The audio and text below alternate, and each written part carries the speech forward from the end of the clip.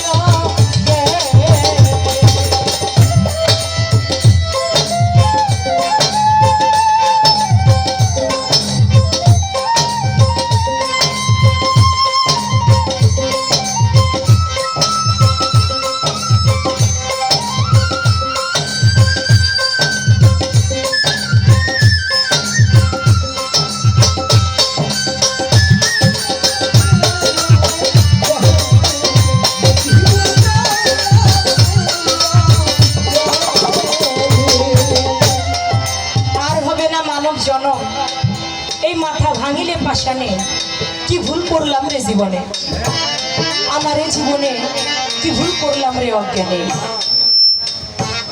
বাদশাহ ছিলেন হারুন আর রশিদ। তিনি বাগদাদ শহরের বাদশাহ ছিলেন। ওই হারুন আর রশিদ তার স্ত্রী একদিন বলতেছে স্বামী আস্তে এই যে মায়েরা কথা বলবেন না। তার স্ত্রী একদিন বলতেছে স্বামী আপনি শুধু রাজ দরবার পরিচালনা করেন আমাকে নিয়ে তো কোনোদিন একটু ঘুরতে বের হইলেন না। আপনি তো আমার স্বামী আমার তো ইচ্ছে করে আপনার সঙ্গে একটু ঘুরতে বের হই। বলে ঠিক আছে তোমার এটা আফসোস আমি তোমাকে নিয়ে ঘুরতে বের হই না যাও আজকে বিকেল বেলায় আমি তোমাকে নিয়ে ঘুরতে বের হব। বলে তুমি কোথায় ঘুরতে চাও? বলে স্বামী আমি বাগদাদ শহরটা একটু ঘুরে দেখতে চাই। বলে ঠিক আছে আমি তোমাকে দেখাবো। বিকেল বেলা স্বামীকে সঙ্গে নিয়ে আর স্ত্রীকে সঙ্গে নিয়ে বাদশাহ হারুন আর রশিদ তিনি বের হইলেন ঘুরতে। তো ঘুরতে ঘুরতে একটা নদীর পার দিয়ে যাচ্ছে। দেখে নদীর পারে একটা পাগল ও হাতের আঙ্গুল দিয়ে বালু করতেছে। তো বাদশাহ হারুন আর রশিদ ওদিকে যায় দেখে একটা পাগল নদীর ঘাটে বসে বসে বালু করে। তো বলতেছে পাগল তুই কি করিস? দেখোস না আমি কি করি আমি জান্নাতের বালাখানা বানাই। কয় কি? ও নদীর পারে বসে বসে বালু খুঁড়ে আর কয় জান্নাতের বালাখানা বানাই। আচ্ছা পাগল তুই বল তো এই জান্নাতের বালাখানা কে কিনতে পারবে? বলে যে কিনবে তারই হবে। বলে আমি কি একটা কিনতে পারবো? বলে হ্যাঁ পারবে। বলে তোর এটার দাম কত? বলে এটার দাম মাত্র 1 আনা। আরে পাগল তুই বালু খুঁড়তাছস আর কোস এক ভাই আগের মতো রাখেন এটা বেশি ভালো দরকার নেই বেশি ভালো না।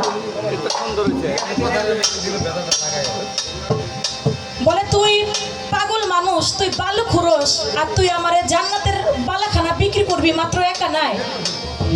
যা পাগল এইটা বইলা চলে আসে। স্ত্রী বলে স্বামী আপনি না কিনেন আমি পাগলটার কাছ থেকে একটা জান্নাতের বালাখানা কিনতে চাই। বলে পাগল তোমার জান্নাতের বালাখানা কি আমি কিনতে পারবো? বলে হ্যাঁ পারবে। বলে দাম? বলে মাত্র 1 আনা। বলে ঠিক আছে এই যে 1 আনা নাও আর আমাকে একটা জান্নাতের বালাখানা আমাকে দিয়ে দাও। বলে ঠিক আছে। বলে এই 1 আনা তুমি আমাকে দিলে জান্নাতের বালাখানা তোমার হয়ে গেল তুমি এখন চলে যাও। হারুন আর রশিদ স্ত্রীকে সঙ্গে নিয়ে নদীর ঘাট দিয়ে যায় আর স্ত্রীকে বকাবকি করে। কয় 1 আনা দিবার আর মানুষ পেলে না। একটা পাগল ছাগল তুমি 1 আনা দিলা। তুমি যদি একটা এতিমরে দিতা যদি একটা মসজিদে দান করতা যদি একটা মাদ্রাসায় দান করতা তাতে তোমার ন্যাক হইতো তাতে তোমার স্বভাব হইতো। কিন্তু তুমি একটা পাগল রে দিলা জান্নাত বালাখানার জন্য। এইগুলো আসলে কিছুই না ওই পাগল ছাগল ভুয়া। এই কথা বইলা বাড়িতে চলে গেছে। বাড়িতে যাইয়া হারুন আর রশিদ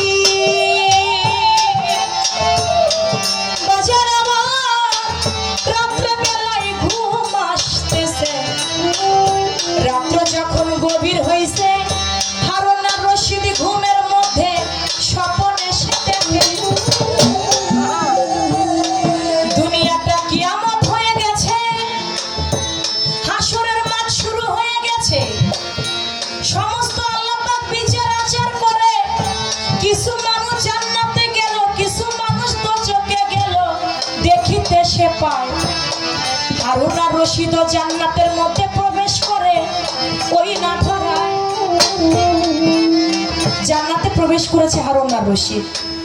জান্নাতে প্রবেশ করে দেখে জান্নাতের মধ্যে অনেক সুন্দর হতে সুন্দর একটা বালাখানা আমার আল্লাহ পাক তৈরি করে রেখেছেন। যখন হারুন আর রশিদ ওই জান্নাতের বালাখানার মধ্যে পা দিবেন, ফেরেশতা বলে হারুন আর রশিদ তুমি এই বালাখানার মধ্যে পা দিও না। বলে কেন? বলে এই বালাখানাটা তোমার না। বলে কার? বলে উপরে লেখা দেখো না, এটা জবেদার। কয় কার? কয় জবেদার। বলে জবেদা কে? কয় বাদশাহ হারুন আর রশিদের স্ত্রী। বলে আমি তো বাদশাহ হারুন আর রশিদ, জবেদা তো তাহলে আমার স্ত্রী, আমার স্ত্রীর বালাখানা আমি যাইতে পারবো না কেন? বলে না, এটা যে কর্ম করে সে তার ফল পায়, তুমি পাবা না। ঘুম ভেঙে গেল, আমি জান্নাতের বালাখানা পাইলাম না, আমার স্ত্রী কি এমন আমল করে আমার জানতে হবে। রাত্রে অধিক স্ত্রীকে ডাক দিছে, ডেকে বলতেছে আচ্ছা জবেদা তুমি কি আমাকে বলতে পারো তুমি কি এমন এক্সট্রা আমল করো? বলে কই স্বামী, আপনি যে আমল করেন আমি তো সেই আমলই করি। কয় আমি বাদশাহ হারুন আর রশিদ এমন একটা রাত্র যায় না আমি 300 রাকাত নফল নামাজ পড়ে না ঘুমাই, এমন একটা রাত্র যায় না আমি 400 রাকাত নফল নামাজ পড়ে না ঘুমাই। আমি সবসময় আল্লাহর নফল ইবাদত করি, আমি 300 রাকাত নামাজ আদায় করি রাত্রবেলায়, 400 রাকাত কোনোদিন আমি নামাজ আদায় করি। কিন্তু জান্নাতের মধ্যে আমার জন্য বালাখানা নাই, তোমার জন্য একটা বালাখানা আল্লাহ পাক তৈরি করে রাখছে। নিশ্চয় নিশ্চয় তোমার কোনো ভালো ইবাদত আছে, নিশ্চয় তোমার কোনো এক্সট্রা আমল আছে, তুমি বলো না তুমি কি এমন আমল করো? বলে স্বামী আমার মনে পড়ে না।